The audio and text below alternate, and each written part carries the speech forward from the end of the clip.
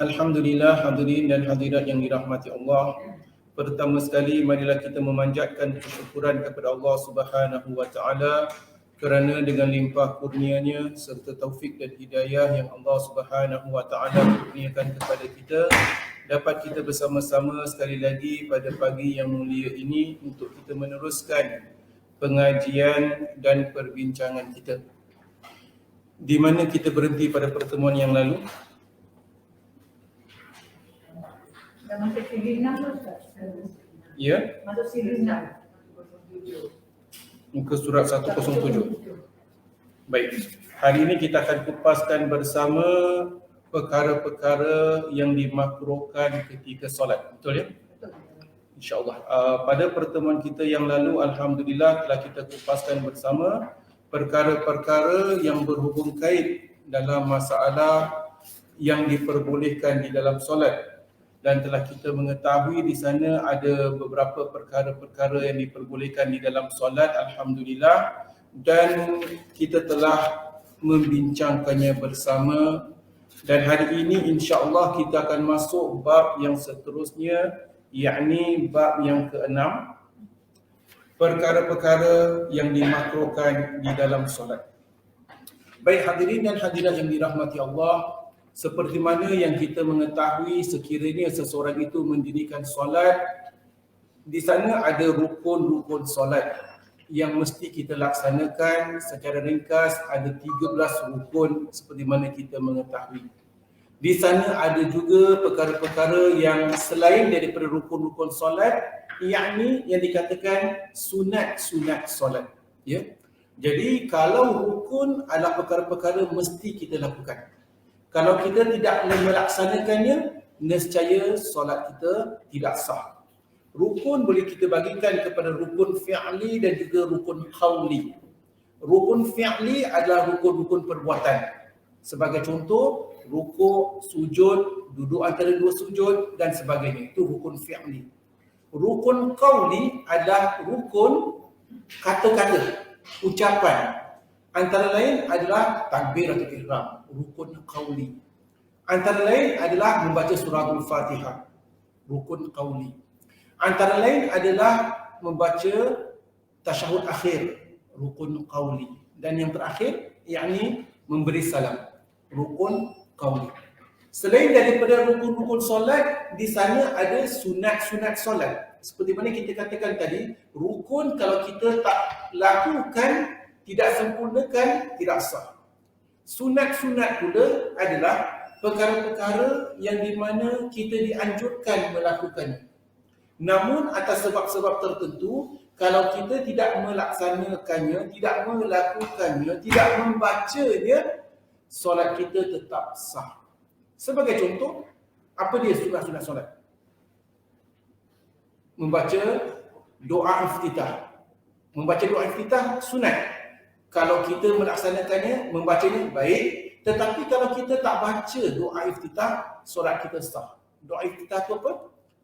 Allahu Akbar kabira, walhamdulillahi kathira, wa subhanallahi bukratan wa asila, dan sebagainya. Berbagai-bagai jenis doa iftitah yang telah kita pelajari. Antara lain, apakah dia sunat-sunat solat? Lagi apa? Membaca surah selepas Fatihah. Selepas Fatihah, Fatihah rukun. Membaca surah selepas itu sunat. Kalau kita tak baca surah, katakan solat sunat, kita tak baca surah, kita setakat baca Fatihah, solat kita sah. Kenapa?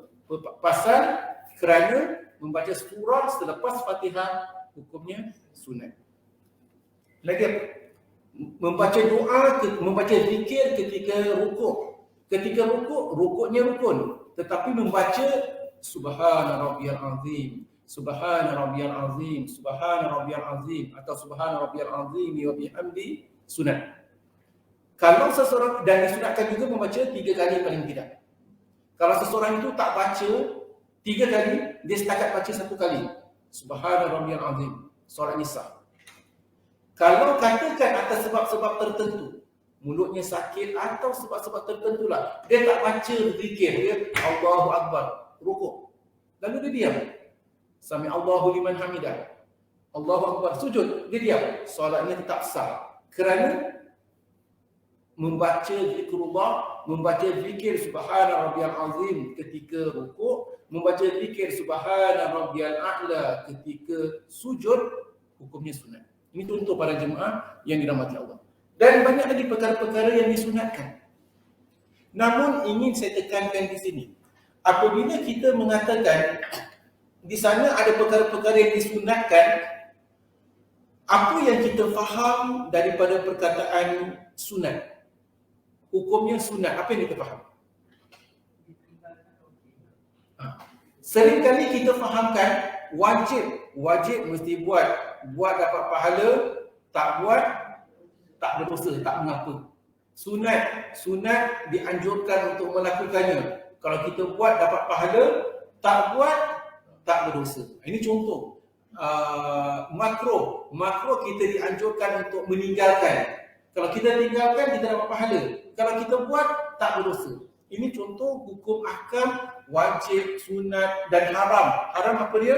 Kita mesti tinggalkan. Kita tinggalkan, dapat pahala. Kita lakukan yang haram, berdosa. Namun dalam bab solat, kita jangan terkeliru sangat dalam masalah sebegini. Jangan kita katakan, oh ni sunat. Sunat saja. Sunat, apa sunat? Sunat buat dapat pahala. Tak buat, tak berdosa, tak mengapa. Jadi kita tinggalkan yang sunat-sunat. Bukan. Dalam bab solat, kita kena faham bahawasanya Rasulullah SAW mengatakan, "Sallu kama ra'aitumuni usalli." Solatlah kalian seperti mana kalian melihat aku solat. Jadi dalam masalah ibadah, terutama sekali dalam bab solat, kita dituntut untuk seberapa yang terdaya, seberapa yang termampu mengikuti sunnah Nabi SAW. Tak boleh kita pick and choose. Oh ni sunat apalah. Kalau kita setakat pick and choose, masalah. Kerana apa? Kerana sebagai contohlah, antara perkara-perkara yang disunatkan, kita membaca takbir. Setiap kali kita bergerak, Allahu Akbar, Allahu Akbar, Allahu Akbar. Ini contoh. Tetapi kalau kita katakan sunat aja, tak payah baca takbir lah. Tak payah sami Allahu liman hamidah. Sah tak? Dari segi hukum fiqh sah, tetapi menyalahi sunnah Nabi SAW. Selain daripada itu, sunat selepas kita takbiratul ihram, Allahu Akbar, letak tangan kanan atas tangan kiri, letak di atas dada dengan berbagai kaul lah. Ada mengatakan letak atas dada, ada mengatakan letak di atas pusat dan sebagainya. Baik, katakan kita gunakan salah satu daripada kaul, letak tangan kanan atas tangan kiri di atas dada. Apa hukumnya? Sunat. Betul kan? Dia bukan hukum, sunat. Kalau orang gunakan kaedah, sunat berarti apa? Sunat berarti kita buat dapat pahala, tak buat tak mengapa. Oh, tak buat tak mengapa. Letak tangan kanan atas tangan kiri sunat. Kalau gitu aku tak letak tangan kanan atas tangan kiri, aku letak tangan kiri atas tangan kanan. Boleh tak? Dari segi hukum, sah tak? Sah. Tetapi dia menyalahi sunnah Nabi SAW. Satu lagi kata, letak tangan kanan atas tangan kiri atas dada, hukumnya sunat. Sunat Oh, kalau sunat, buat dapat pahala. Tak buat tak mengapa. Kalau gitu aku tak letak tangan kanan atas tangan kiri atas dada, aku nak atas kepala. Dari segi hukum, macam mana? Sah ke tak? Sah. Akan tetapi dia tu menyalahi sunnah Nabi SAW. Sebab itu kita tidak boleh standar macam, oh ni sunat, ni rukun kita buat, ini sunat kita ada pilihan. Dia bukan masalah pilihan. Nabi SAW katakan, "Sallu kama ra'aitumuni usalli." Solatlah kalian seperti mana kalian melihat aku solat. Kerana itu sebagian ulama, sebagian besar para penuntut ilmu nak cari hadis-hadis Nabi SAW. Bagaimana Nabi solat? Apakah hadis-hadis Nabi? Ikut seberapa yang termampu. Ini contoh para jemaah yang dirahmati Allah. Jadi hari ini perbincangan kita adalah masalah makro. Baik. Secara umum, sebelum kita masuk lebih mendalam, apakah perkara-perkara yang dimakruhkan dalam solat? Baik, kita lihat kaedah yang tadi saya katakan. Sunat apa hukumnya? Kalau sunat kita buat dapat pahala, tinggalkan tak berdosa, tetap salah istilahnya. Kalau makruh, kita dianjurkan meninggalkan. Kita meninggalkan yang makruh dapat pahala. Jadi kita buat makruh, tak berdosa istilahnya. Jadi dia tu opposite. opposite kepada sunat. Nescaya apakah perkara-perkara yang dimakruhkan? Secara umum kaedahnya ringkasnya kita dah belajar perkara-perkara yang disunatkan. Perkara-perkara yang disunatkan apa? Membaca takbir pada setiap pergerakan. Contoh, membaca Subhana Rabbiyal Azim 3 kali ketika rukuk, membaca Subhana Rabbiyal A'la 3 kali ketika sujud, membaca doa Rabbighfirli warhamni wajburni dan sebagainya ketika duduk antara dua sujud dan sebagainya. Ini sunat. Jadi secara ringkas nak tahu apakah perkara-perkara yang dimakruhkan, ambil semua yang sunat, copy, paste tempat perkara-perkara yang dimakruhkan. Kalau yang disunatkan kita buat, maka yang dimakruhkan kita tinggalkan. Jadi secara ringkas, apakah perkara-perkara yang dimakruhkan?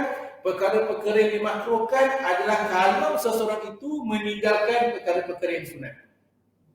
Makruh. Boleh faham tak? Dimakruhkan meninggalkan perkara yang sunat. Membaca takbir pada setiap kali pergerakan sunat. Nescaya makruh kalau dia tak baca takbir. Membaca surah selepas Fatihah, maka makruh kalau dia tak baca surah. Ini contoh para jemaah, ringkasan. Nescaya secara ringkas di muka surat 107.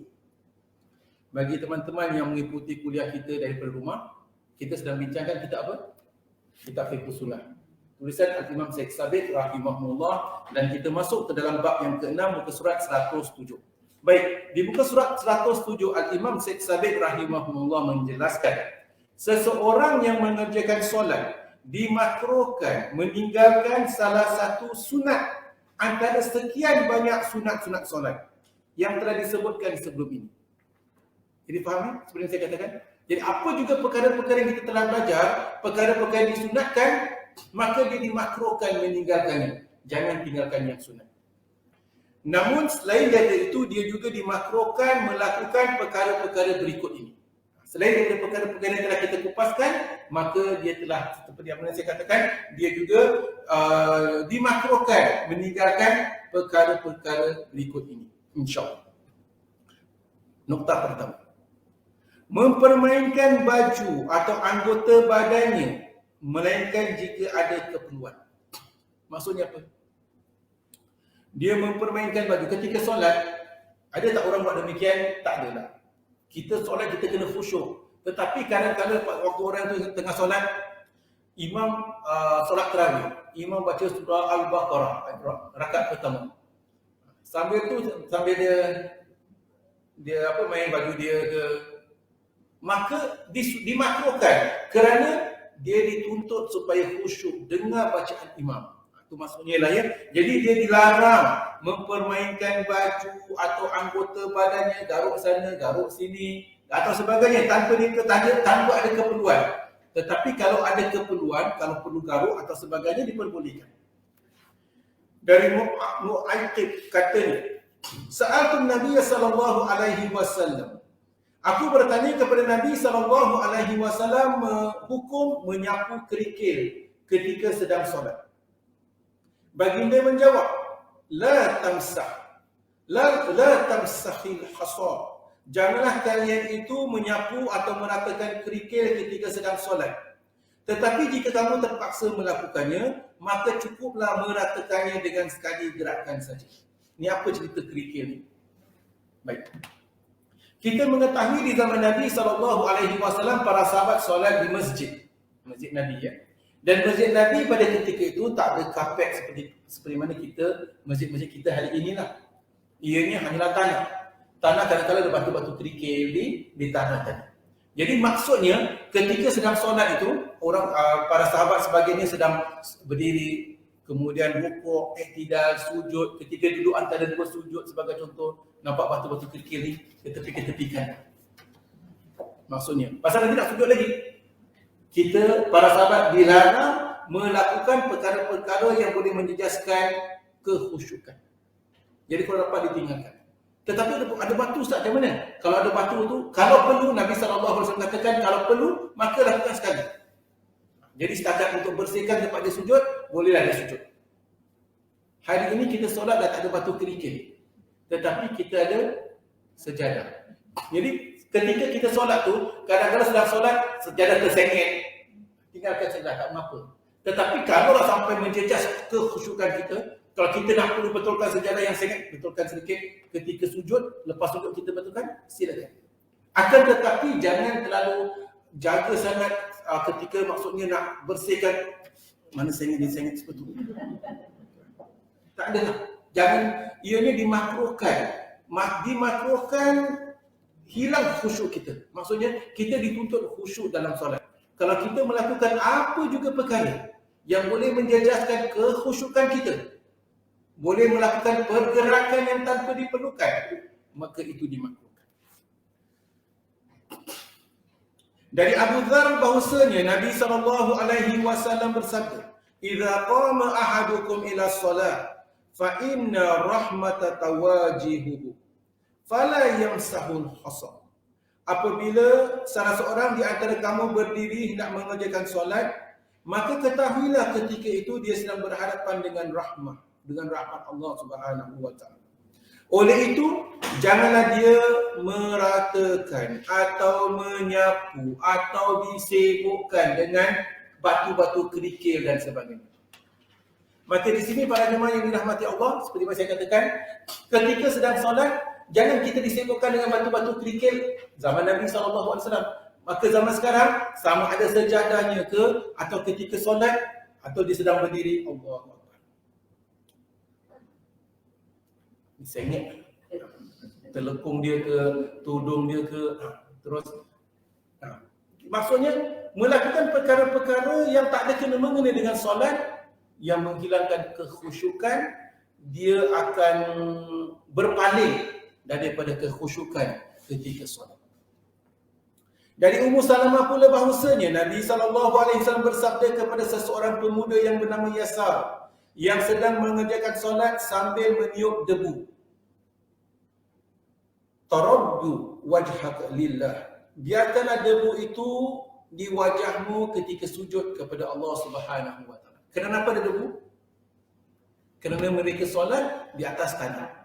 Cuba kita imagine, kita solat di atas tanah, pasti ada debu. Maka Nabi SAW katakan, biarkan. Jadi maksudnya pada jemaah yang dirahmati Allah, kita sebaiknya biarkan, maksudnya jangan sampai menjejas kekhusyukan kita ketika kita sedang mendirikan solat. B. Bercekak pinggang. Ada orang solat bercekak pinggang. Kenapa dikatakan bercekak pinggang? Ini kerana seperti mana saya katakan, ada sebagian jemaah katakan berhujah, "Ustaz, solat letak tangan kanan atas tangan kiri di atas dada, hukumnya rukun ke sunat?" Sunat. Apa maksud sunat? Oh, sunat kita digalakkan melakukannya. Kalau kita tak buat, tetap sah. Maka kalau itu orang ni kata, "Aku tak letak tangan kanan atas tangan kiri, tapi aku nak bercekak pinggang." Hasbunallah wa ni'mal wakil. Ada awak solat bercekak pinggang, awak sedang berhadapan dengan siapa? Berhadapan dengan Allah Subhanahu wa taala, Rabbus samawati wal ardi wa ma bainahuma. Tuhan yang mentadbir langit dan bumi dan apa jua yang ada di antaranya. Dialah Tuhan sekalian alam. Takkan nak bercakap pinggang dalam keadaan sombong. Namun penulis mengatakan di sini dalam masalah makruh solat. Dari Abu Hurairah radhiyallahu anhu katanya, Rasulullah sallallahu alaihi wasallam melarang berkekak pinggang semasa mengerjakan solat. Jadi maksudnya kita dilarang melakukan perkara sedemikian. Dalam perkara ini seperti yang saya katakan, dia bukan masalah sunat saja. Jadi dalam masalah solat kita kena ingat, kita bukan masalah ini disunatkan, buat apa pada, tak buat tak mengapa, tetapi kita dituntut mengikuti sunnah Nabi SAW dalam apa jua hal. Sebab itu sebaiknya kita lakukan membaca doa iftitah walaupun pada solat sunat. Sebenarnya solat sunat tu, kita kalau ada masa, kita baca doa iftitah. Kita masih lagi disunatkan, bukan hanya solat fardu. Dan kita mengetahui doa iftitah ada doa, berbagai-bagai doa. Cara membacanya, ada cara yang panjang, ada cara yang pendek. Kalau kita tak nak baca surah doa iftitah yang panjang ketika solat sunat, katakan baca yang pendek. Subhanakallahumma wa bihamdika wa tabarakasmuka wa ta'ala jadduka wa la ilaha ghairuk. Contoh. Ataupun kita boleh juga membaca doa Allahu Akbar kabira walhamdulillahi katsira wa subhanallahi bukratan wa asila. Stop situ. Tak payah sambung wajah tu wajhi lagi. Sampai situ pun ada riwayatnya. Contoh. Jadi ketika kita katakan solat sunat atau ketika solat zuhur berjemaah, kita baca doa iftitah yang ringkas. Tetapi tetap baca. Maksudnya di situ. Baik. Mengarahkan pandangan mata ke langit. Kenapa kita dikatakan makruh mengarahkan pandangan mata ke langit? Kerana ianya bercanggah dengan sunnah Nabi SAW pandang ke arah tempat sujud supaya khusyuk. Jadi penulis mengatakan, membawakan hadis dari Abu Hurairah radhiyallahu anhu bahwasanya Nabi SAW telah menjelaskan yang bermaksud hendaklah suatu kaum itu menghentikan perbuatannya yang suka mengarahkan penglihatan ke atas ketika sedang solat. Jika mereka tidak menghentikannya, maka mata penglihatan mereka akan dicungkil. Jadi maksudnya ada sebagian orang mungkin bagi mereka ketika berdoa kan kita berdoa pandang ke atas. Contoh. Jadi maksudnya dia ada yang berdoa, ada yang ketika solat pandang ke langit. Jadi niatnya mungkin baik. Tetapi sunnahnya bukan pandang ke langit, tetapi pandang ke bawah. Pandang ke arah tempat sujud. Jadi, bukan hanya pandang ke langit, akan tetapi kita dilarang melihat apa juga perkara yang boleh distract kita punya kekhusyukan. Apa juga perkara. Baik. D. Melihat sesuatu yang boleh melalaikan. Dia. Melihat sesuatu yang boleh melalaikan. Apa dia? Apa juga perkara yang kita boleh tengok melalaikan kita, nescaya dimakruhkan. Ketika solat, kita tengok ada orang kat depan tu tengah renovation. Tak boleh. Ketika solat, kita tengok bola kat TV tengah penalty shoot. Hasbunallah wa ni'mal wakil. Boleh ke? Tak boleh. Ketika solat, tengok suami kita. Apalah orang tua ni buat. Tak boleh. Apa juga perkara yang distract, yang boleh menjejas kekhusyukan kita, kita dilarang. Dari Aisyah radhiyallahu anha katanya, anna Nabiy sallallahu alaihi wasallam shalla fi khamisatin laha a'lamun faqala syaghalatni a'lamu hadha. Jadi Rasulullah sallallahu alaihi wasallam pernah mengerjakan solat dengan mengenakan kain yang bergambar. Baginda bersabda, gambar-gambar dalam pakaian ini mengganggu tumpuanku, mengganggu kekhusyukan. Kembalikanlah kepada Abu Jaham dan tukarkanlah dengan pakaian bulu kasar yang tidak bergambar. Jadi maksudnya, apa juga perkara yang boleh menjejas kekhusyukan kita, perkara ini pernah kita jelaskan. Jadi Nabi SAW menjelaskan pernah mendirikan solat, ada sesuatu yang boleh menjejas kekhusyukan, disuruh tukar. Jadi dalam perkara ini ada beberapa nokta yang seperti mana yang pernah saya sebutkan. Afdalnya kalau kita nak beli sejadah, jangan beli sejadah yang ada berbagai-bagai gambar, terlalu banyak gambar. Jangan. Kadang-kadang ada gambar, berbagai gambar lah. Ya. Ada gambar masjid, ada gambar Kaabah, ada gambar bunga-bunga. Sekarang ada gambar kat Masjidil Haram ada tower, clock tower pun ada, subhanallah. Jadi perkara-perkara begini ketika solat, kenapa tu sengit sikit?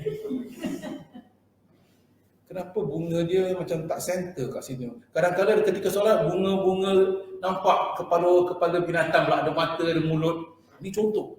Dia tu distraction. Atas dasar demikian, afdalnya kalau kita nak beli sejadah, kurangkan yang ada gambar-gambarnya, bentuk-bentuk lukisan atau desainnya.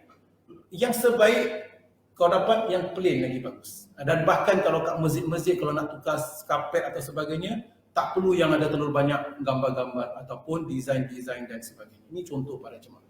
Bukan hanya demikian, kalau kita pergi masjid sekalipun, begitu juga kalau kita pergi masjid. Kalau kita pergi masjid, afdalnya kalau dapat berpakaian yang plain, yang tenang untuk melihat. Jangan terlalu bergambar-gambar. Tak ada kena-mengena dengan sesiapa yang berada di sini lah ya. Maksudnya, kalau kita pergi masjid, orang lelaki solat di belakang. ikut staff. Orang belakang, staff kat belakang, kadang-kadang ada wording pula. Dia datang baca, ketika tu baca, apa dia tulis wording tu. Minumlah Milo untuk sihat dan kuat. Mengganggu, menjejas. Apatah lagi gambar-gambar yang tak sewajarnya. Ini contoh para jemaah yang dirahmati Allah. Ataupun begitu juga bagi kaum muslimat kadang-kala terlalu banyak bunga-bunganya, rasa macam overcrowded gitu. Contoh.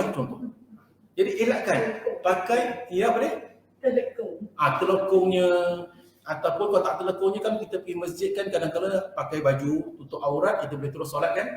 Jadi sebaiknya kalau nak pakai tudung dia plain. Tak payah nak terlalu berbunga-bunga. Nak pakai baju pun kalau dapat lagi afdal plain, yang tenang lah. Jangan terlalu banyak corak-coraknya. Orang di sebelah tu rasa macam crowded itu. Bukan hanya demikian, kadang-kadang boleh menjejas kekhusyukan. Ini maksudnya dah. Cantik orang depannya, bajunya pink. Tapi pink dia macam mana dia buat colour, matching pula. Dah terjejas. Ni tudung ni macam familiar beli kat Facebook kan. Contohlah ya. Yang ada cop-cop dulu aku nak beli tapi dah sold out. Jadi mengganggu, menjejas. Sebaiknya para jemaah yang dirahmati Allah, kita khusyuk dalam solat kita, begitu juga khusyuk bantu orang lain untuk khusyuk. Kalau kita nak ada telekung, alhamdulillah, pakai telekung yang tenang, yang selesa, jangan yang maaf kata terboseh-boseh macam terikat-ikat macam gitulah. Ini contohlah para jemaah. Imam Bukhari meriwayatkan juga dari Anas radhiyallahu anhu. Daripada Anas radhiyallahu anhu bahwasanya Aisyah radhiyallahu anha mempunyai tirai tipis yang dipasang di pintu rumahnya. Melihat itu Nabi SAW menegur dan bersabda, tanggalkanlah tirai itu kerana gambar-gambarnya senantiasa mengganggu ketika solat. Jadi gambar-gambar itu sentiasa mengganggu ketika solat. Jadi nescaya para jemaah yang dirahmati Allah, memang sebenarnya bukan hanya sejadah, bahkan kalau kita nak tunaikan solat di rumah ke, kalau dapat cari tempat yang tenang. Alangkah baiknya lagi kalau katakan di tempat yang kita nak solat tu, kalau ada langsir kita boleh, ketika nak solat, kalau situ ada banyak sangat perhiasan atau rumah kita kecil kan, banyak perabot. Jadi nak solat betul-betul kiblatnya ke arah sana. Ke arah sana ada banyak piala-piala, macam-macam perhiasan. Contoh. Jadi kita letak langsir, ketika nak solat, kita tutup tirai. Contohlah. Jadi ketika nak solat, tenang saja. Ini contoh. Begitu juga kalau berada di masjid, masjid afdalnya kalau di dalam dewan solat tu, elakkan daripada ada terlalu banyak perhiasan. Kalau luar dewan solat, tak mengapalah kalau nak letak perhiasan ataupun nak letak iklan dan sebagainya. Tetapi di dalam dewan solat, sebaiknya tinggalkan perkara-perkara sedemikian biar tenang. Tak perlu ada terlalu banyak perhiasan atau apa juga perkara yang boleh menjejaskan kekhusyukan. Baik. Hadis di atas ini menegaskan bahawasanya memakai pakaian yang bergaris-garis dalam solat tidaklah membatalkan. Ya, tidak membatalkan. Ustaz, saya nak pakai pakaian yang berbunga-bunga. Batal tak? Tak batal. Nak berpakaian yang begini, boleh tak? Boleh. Tak batal. Tetapi ianya dimakruhkan kerana boleh menjejas. Cuma lelaki jangan pakai pakaian berbunga-bunga lah. Kerana pakaian berbunga tu pakaian perempuan. Lelaki tidak boleh memakai pakaian perempuan. Ya, lelaki tidak boleh menyerupui perempuan. Lelaki dilarang menyerupai perempuan dan sebagainya. Baik. Nokta seterusnya. Memejamkan kedua mata. Apa hukum memejamkan kedua mata? Sebagian ulama mengatakan hukum memejamkan kedua mata adalah dimakruhkan. Namun, kita kena lihat bagaimana keadaan diri kita. Kalau kita baru nak belajar khusyuk. Kadang-kadang terutama sekali tempat yang kita nak solat tu terlalu ada banyak barang-barang yang boleh mengganggu kekhusyukan, maka kita nak pejam mata kita. Maka diperbolehkan. Kalau kita ada keperluan dan dengan memejamkan mata kita boleh khusyuk, nescaya pejamkanlah mata. Namun sebaiknya jangan kita lakukan demikian selama-lamanya. Kita pejamkan mata pasal kita baru nak dapat kekhusyukan. Atau kita pada ketika ini kita sedang betul-betul sedang depres, sedang masalah besar sampai kita perlu fokus dan perlu kejam mata, maka nescaya diperbolehkan pada ketika itu.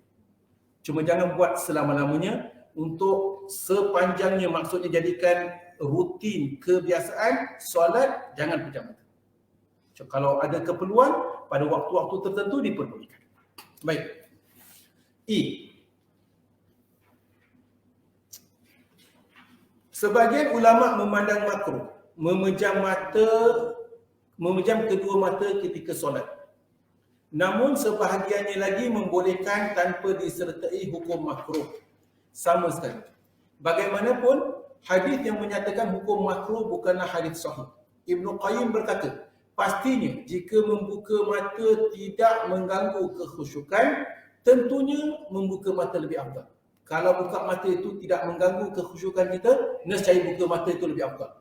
Sebaliknya, jika membuka mata boleh mengganggu kekhusyukan disebabkan terdapat ukiran, lukisan atau lain-lain sebagainya pada yang ada di arah kiblat, maka memejamkan mata bukan sahaja dibolehkan, maka jika ditinjau daripada kehendak syarak, ia lebih sesuai untuk dikatakan sunat dibandingkan dengan makruh, seperti mana saya sebutkan tadi. Jadi kalau sekiranya kita ada keperluan kerana kita berada di suatu tempat, terlalu banyak perkara yang berada dekat depan yang boleh mengganggu kekhusyukan, pejam mata diperbolehkan. Kalau kat rumah kita waktu-waktu tertentu kita nak pejam mata, silakan. Tetapi secara umum, buka mata itu lebih afdal ketika seseorang mendirikan solat. Wallahu a'lam. Baik. Memberi isyarat dengan kedua tangan ketika memberi salam.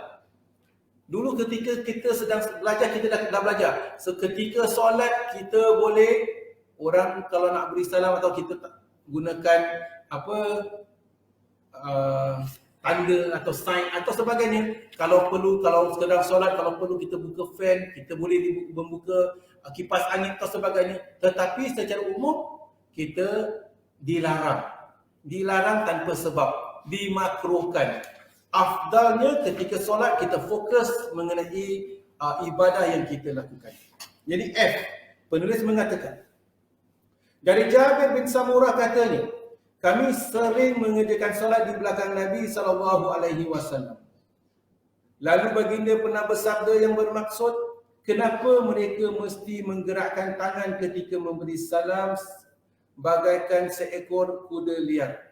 Cukuplah seseorang itu meletakkan tangan ke atas pahanya lalu mengucapkan Assalamualaikum ketika memberi salam ke kanan dan juga Assalamualaikum ketika memberi salam ke kiri.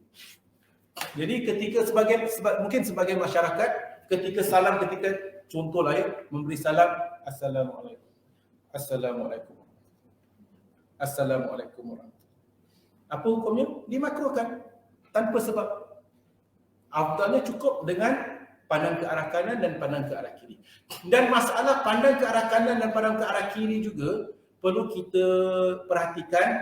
Afdalnya ketika seseorang mendirikan solat, ketika dia memberi salam, dia pandang ke arah kanan sehingga kalau orang berdiri di depannya boleh nampak pipinya, atau berdiri di belakangnya boleh nampak pipi. Para sahabat Nabi SAW beri salam, nampak keputihan pipi baginda SAW. Jadi maksudnya ketika beri salam, Assalamualaikum warahmatullahi. Jadi agak-agak orang belakang dia nampak pipi kita. Jadi bukan Assalamualaikum, Assalamualaikum. Tak. Ya. Jadi kita afdalnya kita tulis Assalamualaikum warahmatullahi. Dan beri salam ini juga kadang-kadang masyarakat kita ni terlalu banyak sangat anggup. Assalamualaikum warahmatullahi. Assalamualaikum. Jadi angguk-angguk ni tak ada kena-mengena. Ya. Jadi selepas fil alamin innaka hamidum majid. Assalamualaikum. Assalamualaikum. Tak ada angguk-angguk ni tadi. Ini contoh.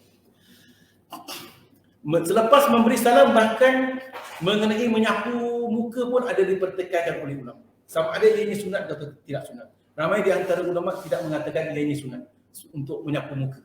Ya?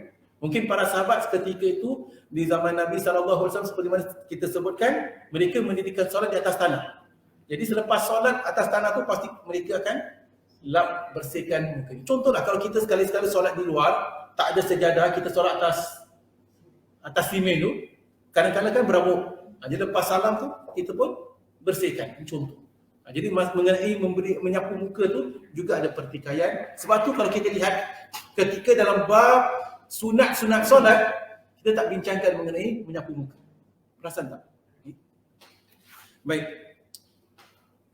Menutup mulut dan melabuhkan kain sehingga menutup buku lali. Dari Abu Hurairah radhiyallahu anhu katanya, Rasulullah sallallahu alaihi wasallam melarang melabuhkan kain sehingga menutup kedua buku lali ketika solat dan melarang seseorang menutup mulutnya. Al-Khattabi, Imam Khattabi berkata, maksud melabuhkan kain adalah menurunkan kain sehingga menyentuh lantai. Al-Kamal bin Hammam berkata termasuk ke dalam melabuhkan kain yang dimakruhkan adalah memakai baju tanpa memasukkan tangan ke lubang lengan tangan yang telah disediakan. Baik. Jadi maksudnya di sini adalah kalau kita melabuhkan pakaian kita kena lihat. Di sana ada perbezaan orang perempuan dengan orang lelaki. Orang perempuan dituntut menutup aurat. Apakah hukum memakai stokin ketika solat? Tak perlu pakai stokin. Kenapa? Yang dituntut adalah menutup aurat. Kalau kainnya panjang, dia sujud tak nampak kaki, nescaya sah solatnya. Bagi kaum lelaki pula, afdalnya jangan menutup kedua buku lali. Ini yang disebutkan sebagai isbal. Ada hukum isbal. Kita kadang-kadang tanya, kenapa sebagian orang tu kalau pakai seluar tu macam singkat? Dia bukan singkat, akan tetapi beliau itu hendak mengelakkan isbal. Isbal itu adalah memakai pakaian sehingga menutup buku lali. Memang ada diperbincangkan oleh ulama mengenai menutup buku lali itu sama ada dengan perasaan sombong, wujudnya perasaan sombong atau tak wujudnya perasaan sombong, itu ada perbincangan ulama lah. Tetapi maksudnya secara ringkas supaya kita mengetahui. Kadang-kadang kita lihat kenapa ada orang tu pakai seluar macam singkat gitu. Ini contoh kita pun kadang-kadang nak kritik atau sebagainya. Jangan kritik semata-mata mereka itu ingin mengikuti sunnah Nabi SAW atau tuntutan dalam Islam untuk mengelakkan isbal. Afdalnya kita pakai seluar itu kalau dapat, orang lelaki pakai seluar ke, pakai baju jubah atau sebagainya, jangan sampai di bawah buku lali. Sebaiknya berada di atas buku lali. Kita cuba tengoklah sebahagian ulama-ulama katakan ketika mereka menyampaikan ceramah, kalau ada yang berpakaian mereka tak pakai, kalau mereka berpakaian jubah, mereka pastikan ianya di atas buku lali. Kalau dia pakai seluar, sebagai contoh Dr. Zakir Naik lah, kita tengok dia pakai seluar macam tergantung, kerana untuk pastikan elakkan isbal, dan mereka melakukan semata-mata untuk mencari keridaan Allah Subhanahu wa taala. Alhamdulillah. Dan dalam bab ini juga Nabi SAW ada melarang supaya kita mengelakkan isbal, yakni menutup buku lali kita tadi. Bagi perempuan berbeza. Bagi perempuan disuruh memanjangkan kainnya tadi supaya menutup auratnya. Perempuan tunaikan solat sebenarnya tak perlu pakai telekung. Telekung tak wajib. Yang wajib menutup aurat.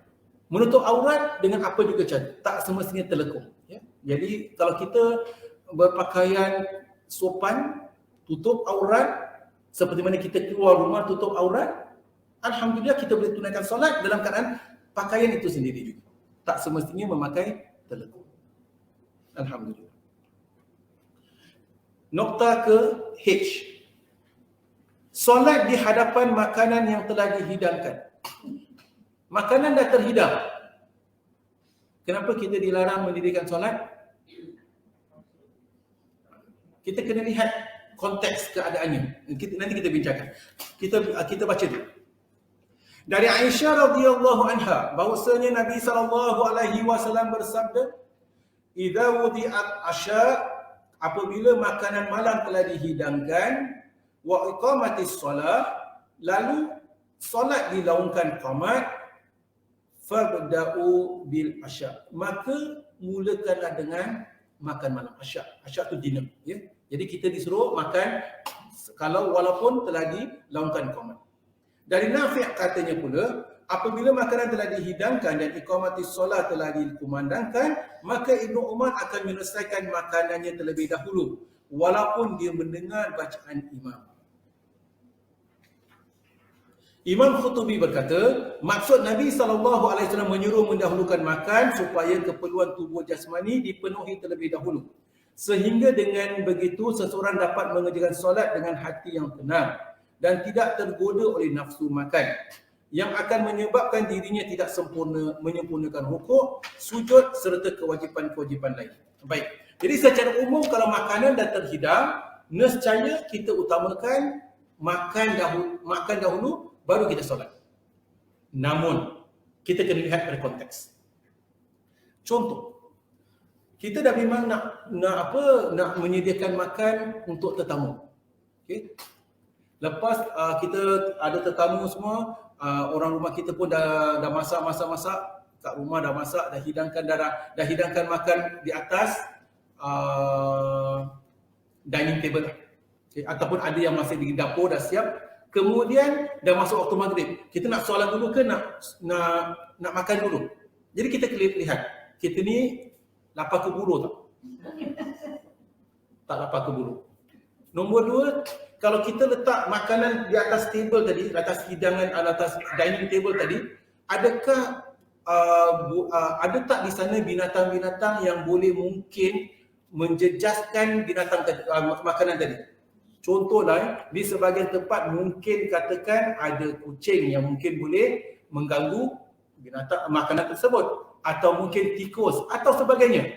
Jadi kalau ada kucing atau tikus atau sebagainya itu dalam sebuah konteks yang berbeza, seorang yang tinggal di kampung atau sebagainya, jangan pula tengah solat, tengah ihdinas siratal mustaqim, terus kucing di atas, Allahu Akbar, habislah punya makanan.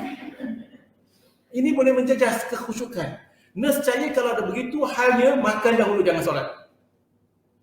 Tetapi kalau kita di bandar ni, alah ustaz dah biasa makanan sini, jadi lepas makan, lepas solat, kita boleh makan semua dah, tak perlu bimbang nak berwuduk. Kalau terbuang angin atau maksudnya kita dapat nikmatilah makanan dengan tetamu kita.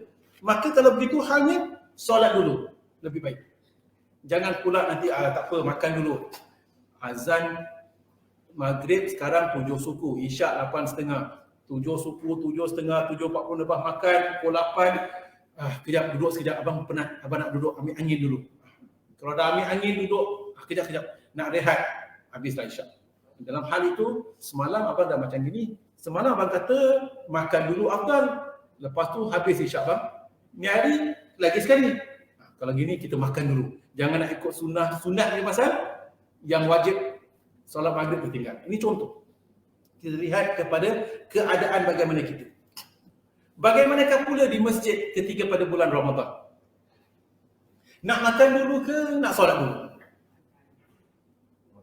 Ya? Bagaimana juga diri kita ketika pada bulan Ramadan di rumah? Nak makan dulu ke nak solat dulu? Kedua-duanya kita pernah try. Okay?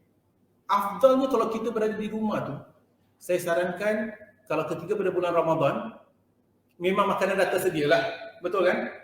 Dan di rumah kita insya-Allah tak ada tikus yang makan.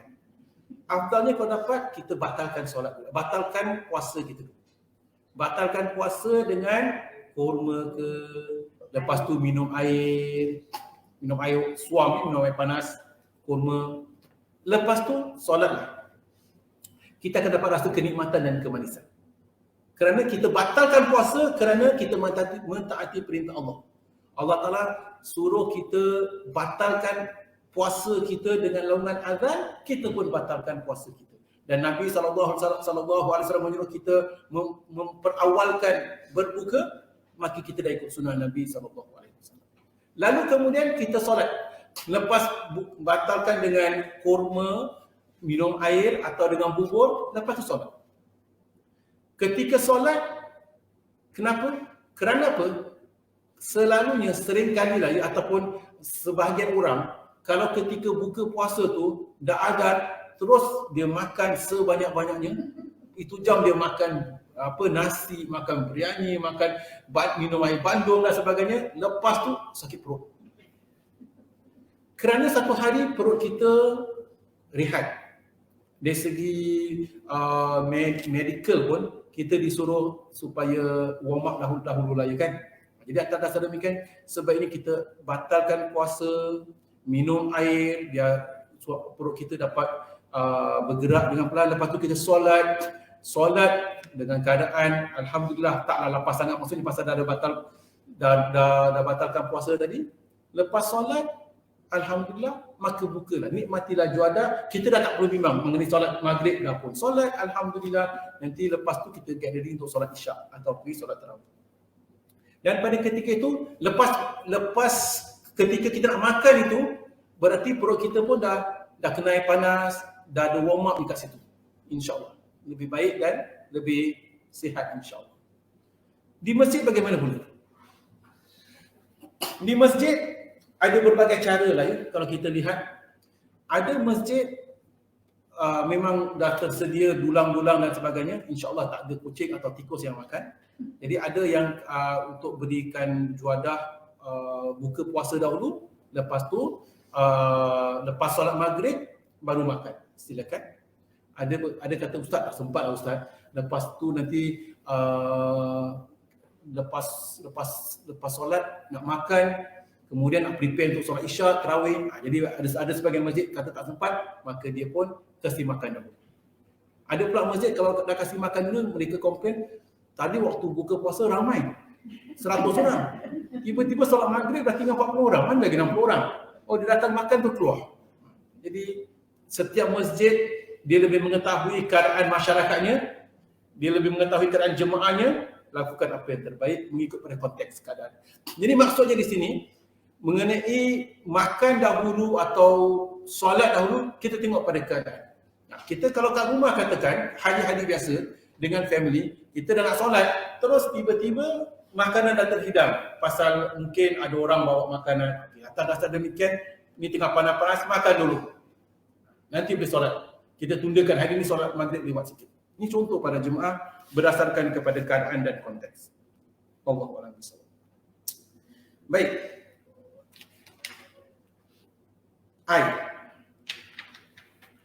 Menahan kencing, buang air besar dan atau perkara-perkara lain yang dapat mengganggu kekhusyukan solat. Jadi para jemaah yang dirahmati Allah, seperti mana kita sebutkan, kita dituntut khusyuk dalam solat. Apa juga perkara yang boleh mengganggu kekhusyukan kita, sama ada sejadah kita, sama ada pakaian kita atau diri kita boleh mengganggu kekhusyukan solat, tinggalkan. Antara lain adalah kalau seseorang itu dah nak terkencing sangat, dah nak buang air kecil, nak diri pun kadang-kadang solat khusyuk tak? Semata-mata pasal malas nak berwuduk sekali lagi. Kalau dalam hal sedemikian, seseorang kalau dah nak buang air kecil, nak buang air besar, nak buang angin katakan, pergi dulu, lakukan, sempurnakan, lepas tu berwuduk. Jadi solat dengan khusyuk dah tak ada masalah. Bahkan sehingga ulama mengatakan, bahkan ada juga riwayat, kalau sekiranya seseorang itu pergi ke masjid, sampai di masjid solat telah dimulakan, tetapi dia nak buang air besar ni atau nak buang air kecil, tak tahan sangat, nak solat dulu ke nak pergi toilet? Kalau dia pergi toilet, nescaya ketinggalan jemaah. Ni nak kena buat decision. Tetapi dia dah nak terkencing sangat, nak buang air kecil sangat, nak buang air besar sangat, nescaya tunaikan qada hajat, supaya tidaklah menjejas kekhusyukan ketika solat. Kalau dengan sebab dia tunaikan qada hajat pergi toilet, dia tertinggal jemaah pun tak mengapa. Tunaikan qada hajat tadi lebih afdal daripada solat dalam keadaan tidak khusyuk. Ini contoh.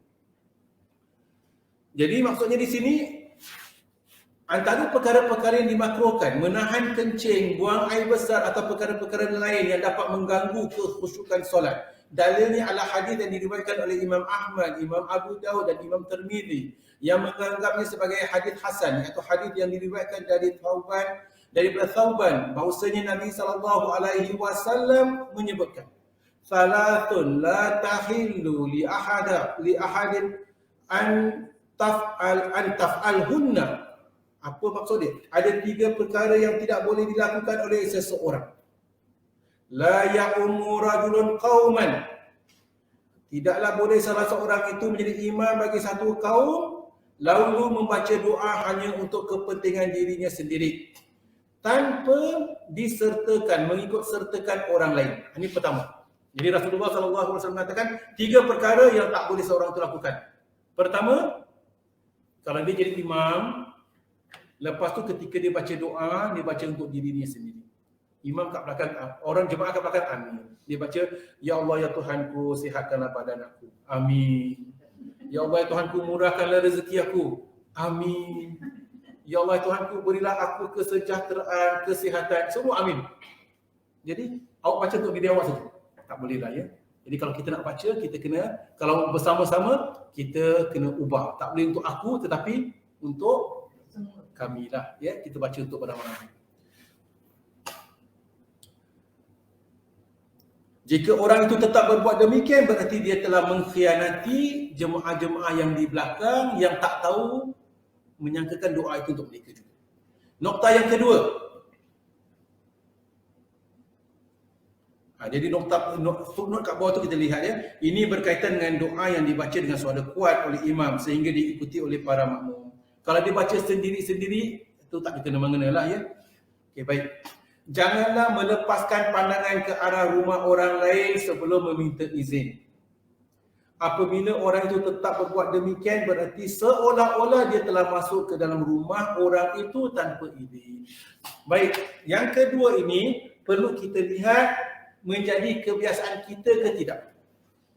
Kita tinggal rumah flat. Nak pergi rumah kita, lalu koridor rumah jiran-jiran. Setiap kali lalu, kita tengok rumah dia. Ada TV baru nampak? Ataupun tengok kadang-kadang orang rumah dia mungkin kat rumah tak tutup aurat atau sebagainya, kita dilarang. Kalau lalu rumah orang, kita tunduk ke bawah. Jangan tengok. Jangan mengintai ke dalam. Kalau kita mengintai ke dalam rumahnya tanpa izinnya, nescaya seolah-olah kita telah memasuki rumahnya tanpa izin. Jadi kita perlu jadi membiasakan diri kita. Nak lalu rumah orang atau sebagainya, jangan tengok rumah di dalam bahagian rumahnya kecuali apa yang zahir. Kita lalu kat depan rumah dia dah memang tersergap indah. Rumah 3 tingkat. Tengok, Masya Allah. Alhamdulillah. Tapi jangan jenguk-jenguk kat dalam apa dia tengah buat. Jangan. Ya, jadi kita tidak boleh mengintai-intai. Wala tajassasu. Ya, jadi tidak boleh kita mengintai-intai, bahkan bukan hanya mengintai dilarang, setakat tengok ke dalam rumah orang tu apa dia tengah buat. Tengok dia dah tukar bang. Jiran kita dah tukar langsir baru bang. Sekarang dah bulan Rajab. Kita nak tukar langsir macam mana? Yang kedua.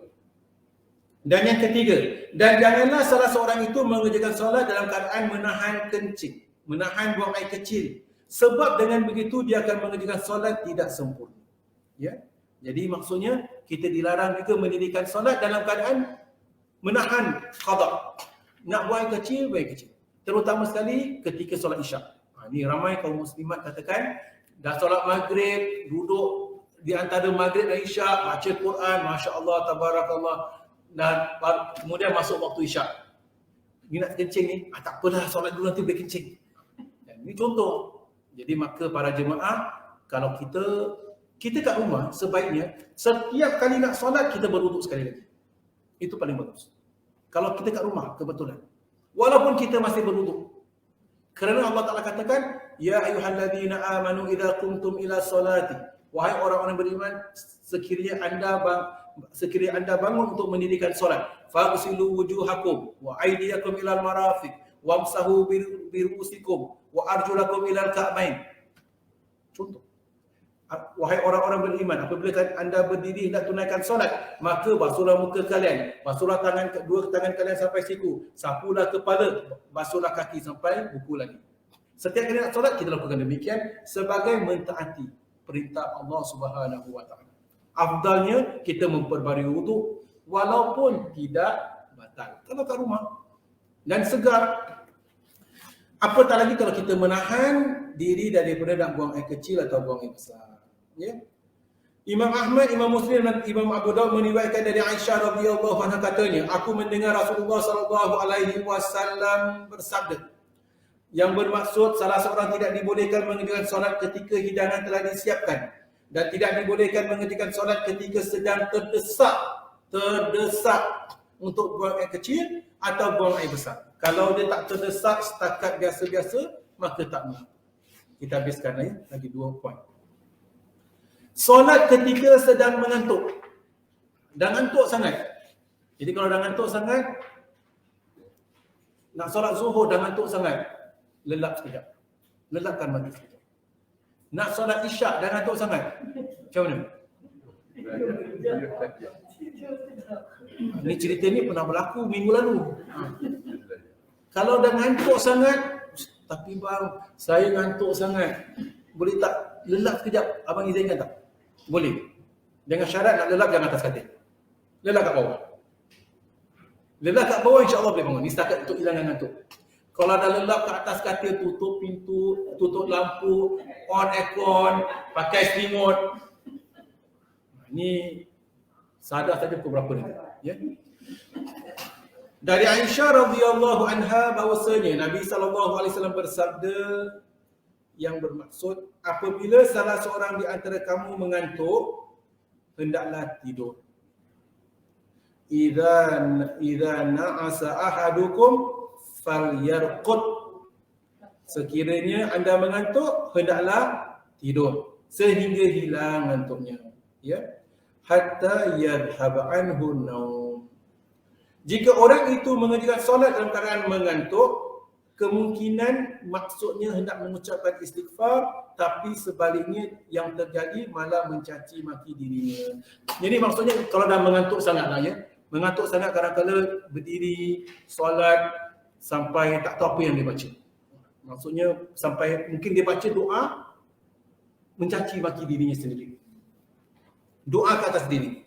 Dari Abu Hurairah radhiyallahu anhu bahwasanya Nabi sallallahu alaihi wasallam pernah bersabda, apabila salah seorang di antara kamu bangun malam dan masih mengantuk sehingga berat lidahnya untuk membaca Al-Quran dan tidak sedar dengan apa yang dibacanya, maka sebaliknya dia tidurlah semua. Angan-angan cita-cita nak solat qiyamul lail. Bangun malam tetapi ngantuk sangat, hari ini rehat. Ya. Tetapi jangan hari-hari pula lah. Kalau dah ngantuk sangat, basuh muka, berwuduk, kalau perlu mandi, silakan kalau nak qiyamul lail.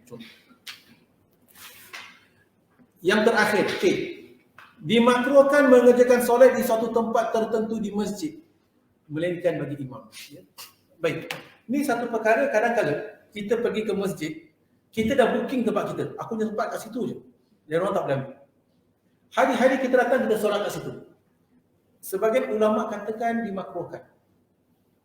Sebaiknya kita solat di masjid tu di berbagai tempat. Pertama sekali, masjid tu bukan kita punya.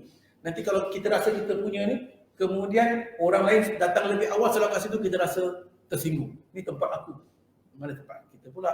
Di mana-mana kita boleh dirikan solat. Yang kedua, sebagian ulama mengatakan disebabkan kalau kita lebih banyak tempat kita sujud, berarti di lebih banyak tempat yang akan menjadi saksi di hari akhirat kelak kita pernah sujud di situ.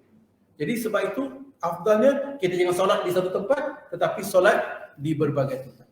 Dari Abdul Rahman bin Shibil katanya, Rasulullah sallallahu alaihi wasallam melarang seseorang mengerjakan solat dengan cepat ibarat seekor burung gagak mematuk makanannya. Rasulullah juga melarang duduk seperti duduknya binatang buas. Rasulullah juga melarang daripada menetapkan satu tempat tertentu untuk mengerjakan solat di masjid, sebagaimana unta menjadikan suatu tempat pembaringannya. Ya. Jadi maksudnya di sini para jemaah ada 3 perkara larangan Nabi sallallahu alaihi wasallam Pertama apa? Orang tunaikan solat ibarat seekor burung mematuk makanan. Ini minggu lalu kita bincangkan kan? Macam mana burung mematuk makanan? Macam itulah. Kita ketawa. Kita kadang-kadang kita ketika baca tu kita sedar. Tapi tanpa kita sedari, kita juga yang kadang-kadang yang buat demikian, ya. Kita kena ubahlah ya.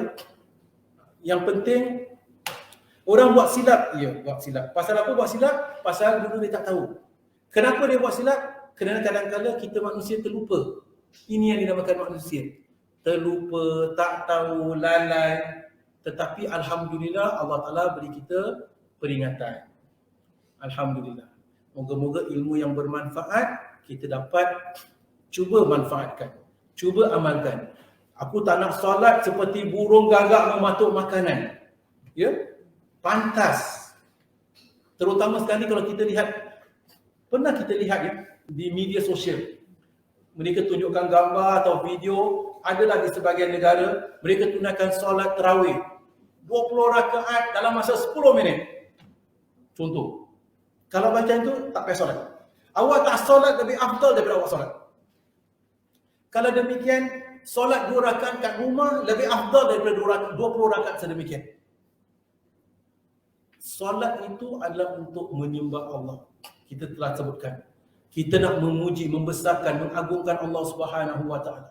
Bukan dengan hal sedemikian, ibarat burung mematuk makanannya. Ini contoh.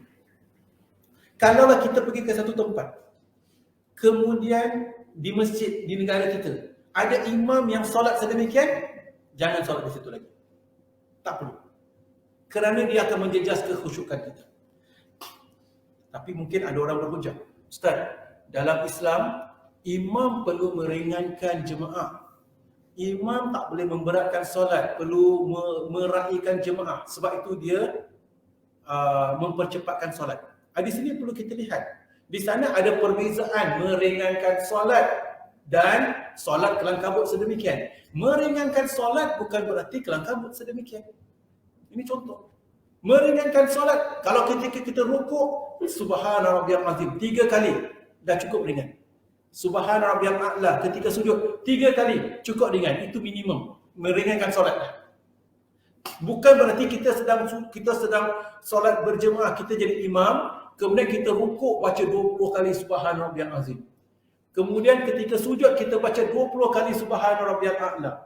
Kita nak buat demikian solat sendiri, silakan. Nak baca 40 kali, 100 kali, nak baca doa sepanjang-panjangnya, silakan.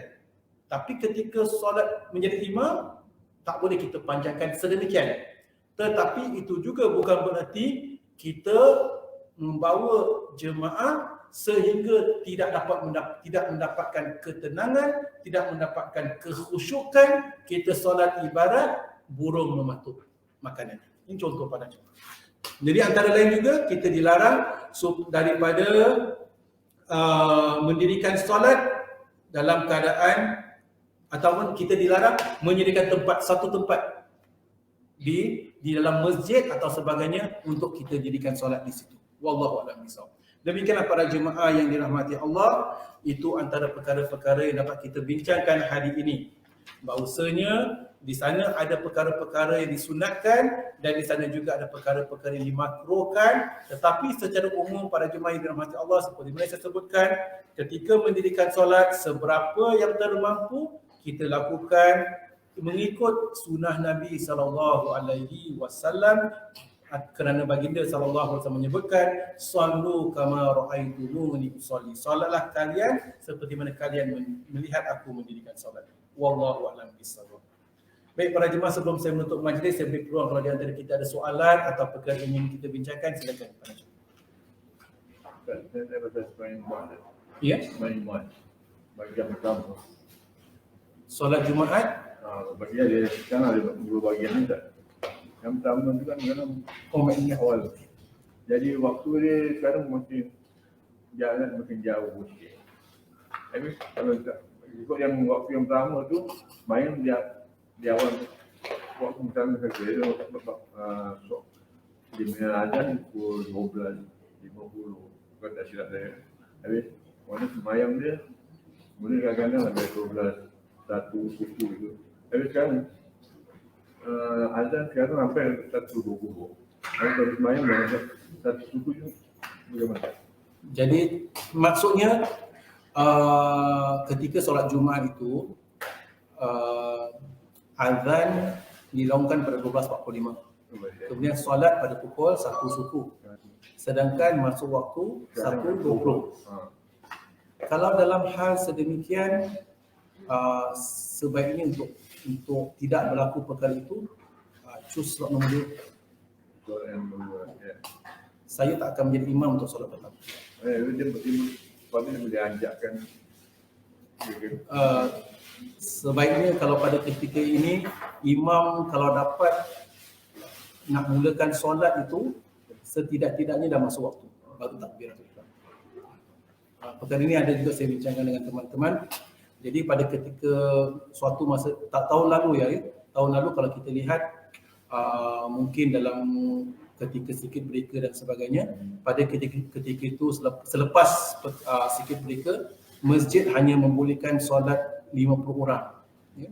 Jadi kerana keterbatasan tempat dan sebagainya, mereka mengikut kaul dalam ada sebagian pendapat lah di mana Nabi SAW pernah solat dalam sebelum zawal. Jadi tapi pada konteks itu berbeza.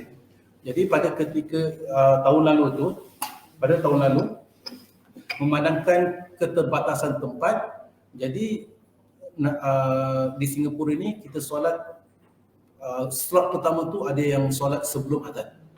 Jadi kalau saya lihat, kalau dalam keadaan itu kita gunakan pendapat yang kedua kerana maslahah ada keperluan. Tetapi hari ini keadaan berbeza. Hari ini solat masjid bukan 50 orang, 1000 orang pada satu kali waktu. Secara peribadi saya lihat alangkah baiknya kalau pihak Majlis Ulama Islam Singapura dapat review balik perkara ini, supaya tak adalah kita di Singapura ini solat Jumaat sebelum masuk waktu, sebelum zawal, sebelum waktu zuhur. Saya secara peribadi kalau ada jemputan daripada pihak masjid, saya katakan saya tidak akan takbir sebelum masuk waktu. Jadi kalau mereka yang yang kurang selesa mendirikan solat Jumaat sebelum masuk waktu zuhur, memandangkan perkara ini sedang berlaku, terpaksa pilih slot yang kedua. Ya. Untuk solat Jumaat, kalau saya tak jadi imam pun saya akan pilih slot kedua kerana sekarang zuhur dah makin lewat. Wallahu a'lam bishawab. Baik, ada di sini beberapa soalan. Orang perempuan wajib melaburkan pakaian menutup kaki bila solat. Alhamdulillah, terima kasih Puan Wan Azizah, ingatkan teman-teman ya. Orang lelaki diwajibkan pakaian menutup hingga bawah. Orang lelaki elakkan berizbal. Kalau kita pakai pakaian, elakkan daripada pakaian itu jatuh ke bawah buku lali. Terima kasih, alhamdulillah. Baiklah para jemaah yang dirahmati Allah, sampai di sini saja pertemuan kita. Segala yang benar itu daripada Allah Subhanahu wa taala. Segala silap dan salah atas kelemahan saya sendiri. Wallahu a'lam bishawab. Aqulu qawli hadza wa astaghfirullahal azim li wa lakum wa lisairil muslimin wal muslimat wal mu'minin wal mu'minat. Subhanakallahumma wa bihamdika asyhadu an la ilaha illa anta nastaghfiruka wa natubu ilaik. Wassalamualaikum warahmatullahi wabarakatuh.